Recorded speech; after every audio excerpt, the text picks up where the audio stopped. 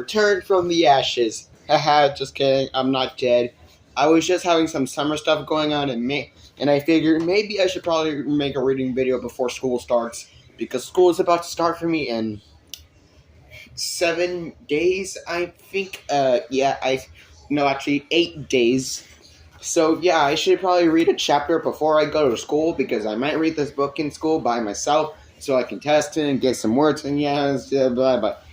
Ice holes. Owen and George powered through the newly fallen snow. On George's snowmobile, George drove and Owen sat behind him. It was cool that George had a snowmobile they could use, but Owen was supposed to save up to buy his own. Then he wouldn't have to ride a shotgun anymore. Mom told me to look out for ice holes, Owen told George, the wind clipping his words. Yeah, you are an ice hole, George said back, and Owen laughed. George slowed down to steer a slow SUV that didn't know how to drive in the store, didn't know where it was going, or both. Ugh. George said, I hate all the tourists. Tourists are good, Owen told him. Tourists are money. Owen smiled and waved at the tourists in the SUV as they passed, and they happily waved back. In a few weeks, the last of the tourists would be gone, along with a lot of the tour guides and workers who only came to town for polar bear season.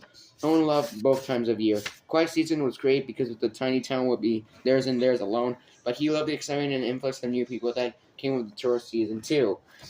And he loved the polar bears, of course. A blue pickup truck with flashing yellow lights blocked up the road were taking out of town, and George slowed the mobile truck. Now this, he moaned. The truck belonged to the Manitoba Department of Natural Resources, what everybody called the DNR. The DNR was in charge of running off the polar bears that came into town. Someone in the second DNR truck was doing that right now, firecracking shells into the air from a shotgun as they chased a big, dirty polar bear back into the tundra. Pacow, pacow, pacow, pacow, pacow, pacow. Cracker shells weren't the real bullets. They just made a loud noise, which tended to scare off most polar bears.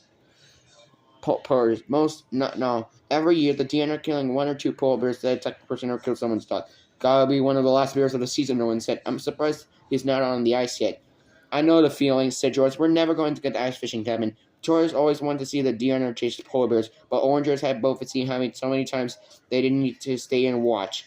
George revved the snowmobile and turned to find another way out of town.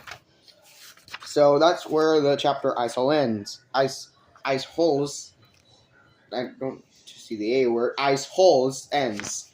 I'm going to be reading Mac and Cheese tomorrow or on Sunday evening. Oh wait, this is already Sunday. Never mind. So I might be reading Mac and Cheese on Monday or Tuesday, or on two of those days, or Wednesday. Bye.